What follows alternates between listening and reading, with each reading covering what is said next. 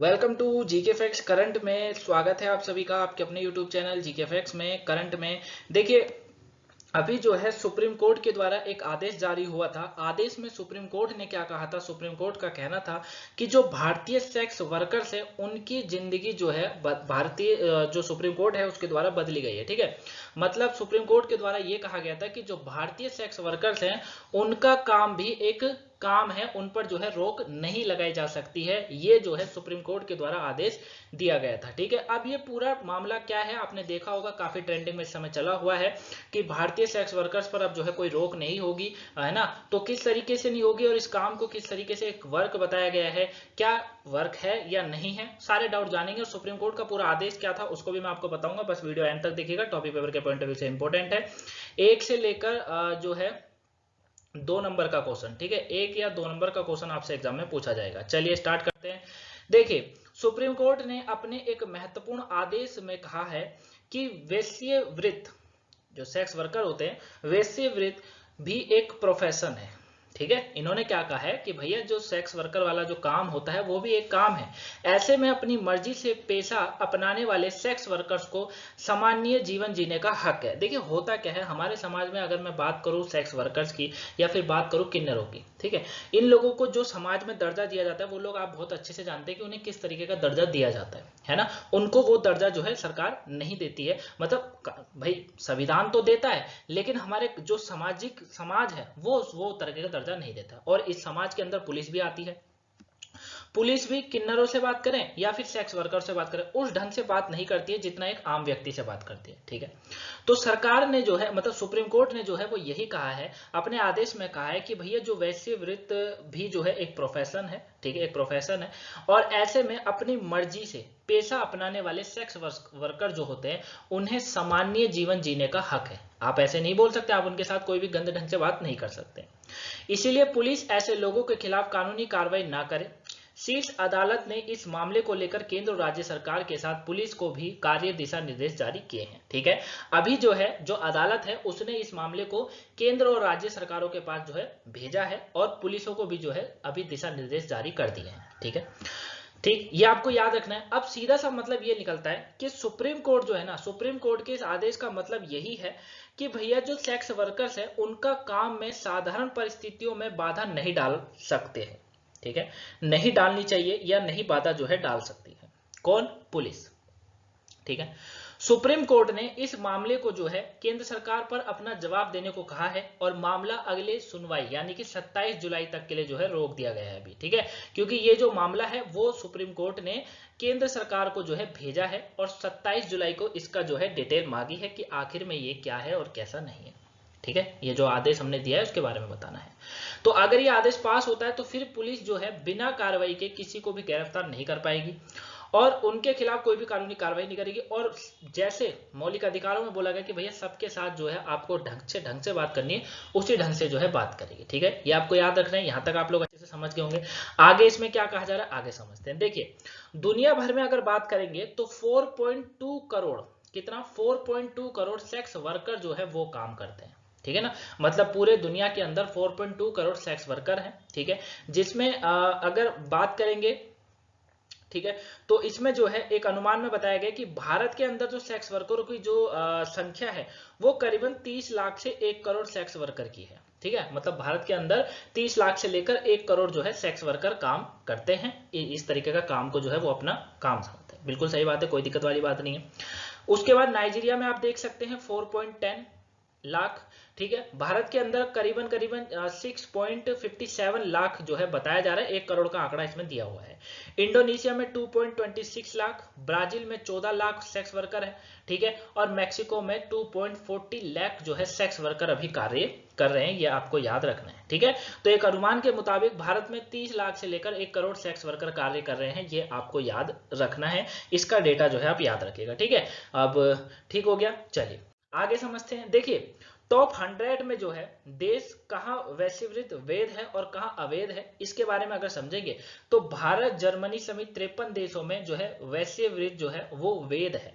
ठीक है ना, मतलब ये कोई गैर कानूनी नहीं है, वैध है भैया, कर सकते। देखिए, अगर एक सही दिमाग से सोचे और बिल्कुल पढ़ाई वाले दिमाग से सोचेंगे तो देखिए अपनी मर्जी के अगर कोई इस काम को अपनाता है तो कोई दिक्कत वाली बात नहीं है, ठीक है। हाँ, उसको इस काम में धकेला जाता है या उसको जबरदस्ती काम कराया जाता है तो गैर कानूनी है, और वो सरकार और संविधान दोनों में लिखा हुआ है। वो सरकार भी कह रही है, मतलब जो है अदालत भी कह रही है कि भैया वो तो गैर कानूनी। अभी मैं आपको स्टेटमेंट दिखाऊंगा अदालत की तब, ठीक है।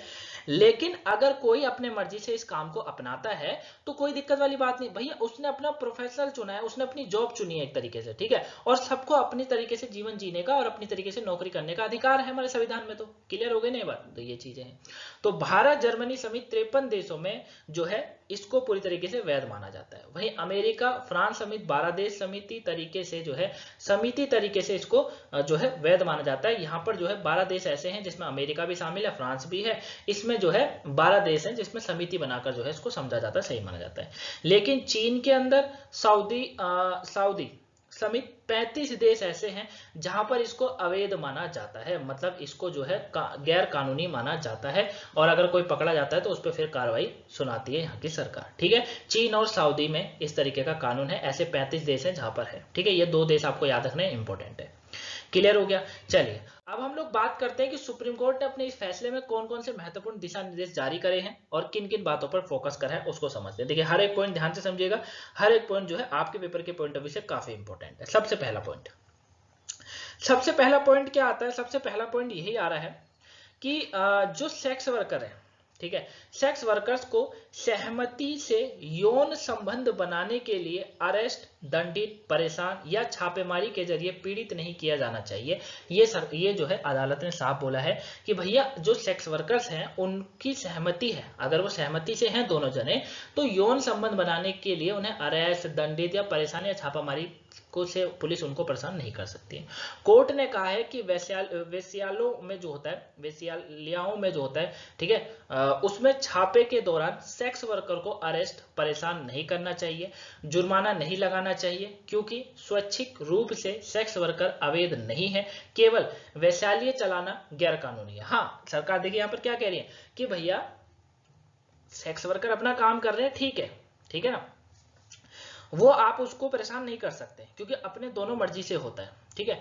लेकिन जो वैश्यालय चलाए जाते हैं, ठीक है, वो जो होता है एक तरीके से गैर कानूनी है, उस पर आप कार्रवाई कर सकते हैं। सेक्स वर्कर्स की उनके खिलाफ यौन उत्पीड़न की शिकायत पर पुलिस को सेक्स वर्कर के साथ भेदभाव नहीं करना चाहिए, पहली बात। दूसरा, यौन उत्पीड़न के शिकार सेक्स वर्कर को हर सहायता उपलब्ध कराई जानी चाहिए, जिनमें तुरंत मेडिकल और कानूनी सहायता उपलब्ध कराना शामिल है, ठीक है। इन्होंने क्या कहा है भैया, अदालत क्या कहती है? अदालत कहती है कि जैसे आप एक नॉर्मल व्यक्ति के साथ पेश आते हैं ना, उसी तरीके से इनके साथ भी पेश आओ। और ये बात बिल्कुल सही है, चाहे वो किन्नर हो, किन्नर को भी हमारे समाज में कोई ढंग से नहीं देखा जाता, चाहे फिर वो सेक्स वर्कर हो, इनको भी देखिए अपने मर्जी से कर रहे हैं तो कोई दिक्कत वाली बात नहीं, यानी कि उन्होंने अपना काम चुना है, कोई दिक्कत नहीं है, ठीक है ना। तो उनके साथ भेदभाव क्यों? मतलब वो ऐसा काम करते इसलिए भेदभाव करना ठहरा, ये गलत होता है, ठीक है। यही सरकार ने भी कहा है, अदालत ने भी कहा है कि भैया तुरंत उन्हें मेडिकल और कानूनी सहायता उपलब्ध कराना जरूरी है, ये इनका होना चाहिए। चौथा पॉइंट क्या कहती है? सेक्स वर्कर के बच्चे को उसकी मां की देखभाल से वंचित नहीं किया जाना चाहिए। अगर किसी नाबालिग को वैशाली या सेक्स वर्कर के साथ रहते हुए पाया जाता है तो यह नहीं माना जाना चाहिए कि उसकी तस्करी की गई है, मतलब उसकी पड़ताल होनी चाहिए कि भैया इसकी मां है नहीं है, इस तरीके से ये ना माने कि नाबालिग है उससे ये काम कराया जा रहा है तो फिर उसको गिरफ्तारी और वो सब, ऐसा नहीं होना चाहिए।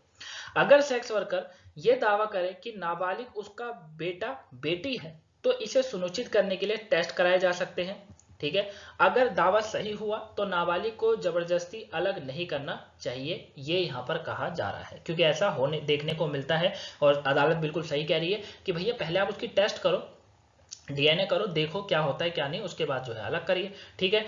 अरेस्ट या रेड और रेस्क्यू ऑपरेशन के दौरान मीडिया को सेक्स वर्कर की पहचान उजागर नहीं करनी चाहिए। ये भी बहुत अच्छा पॉइंट जो है अदालत ने खड़ा करा है कि जो अरेस्ट या रेड जब पड़ती है, रेस्क्यू ऑपरेशन जब होता है, तो मीडिया जो है उनका चेहरा छुपाएगी, ना कि उनको दिखाएगी।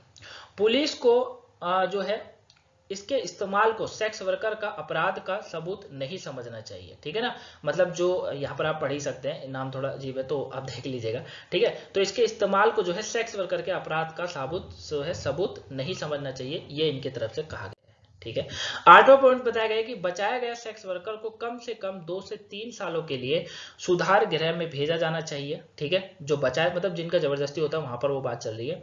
कोर्ट ने कहा है कि अगर मजिस्ट्रेट फैसला करता है कि सेक्स वर्कर ने अपनी सहमति दी है तो उन्हें सुधार गृहों से जाने दिया जा सकता है, और केंद्र सरकार और राज्य सरकार को सेक्स वर्कर को उनसे जुड़े किसी भी पॉलिसी या प्रोग्राम को लागू करना या सेक्स वर्कर से जुड़े किसी कानून सुधार को बनाने समेत सभी डिसीजन मेकिंग प्रोसेस में शामिल करना चाहिए। ये 8 पॉइंट जो है अदालत की तरफ से कहा गए थे। आई होप आप इसको अच्छे से समझ गए होंगे। ठीक है, अब एक चीज और आती है, यहां पर समझते हैं कि इसको लेकर हमारा कानून क्या कहता है। कानून में क्या कहा गया है, देखिए अगर मैं आईपीसी की बात करूं तो आईपीसी के मुताबिक ये बताया गया है।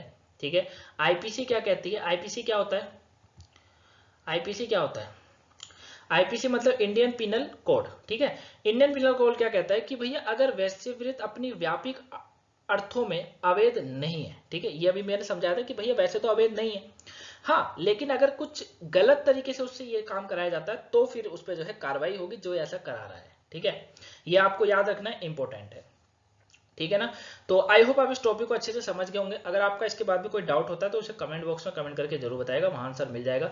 वीडियो को अगर अभी तक आपने लाइक नहीं करा है, चैनल को सब्सक्राइब नहीं करा है और शेयर नहीं करा है तो ये तीनों कार्य कर लीजिए, इंपॉर्टेंट है। ठीक है, मिलेंगे नेक्स्ट वीडियो में, तब तक के लिए thank you for watching guys, have a nice day, thanks for watching. और कोई वीडियो आज की छूट गई तो देख लीजिएगा, पेपर के पॉइंट ऑफ व्यू से इंपॉर्टेंट है। Thanks for watching.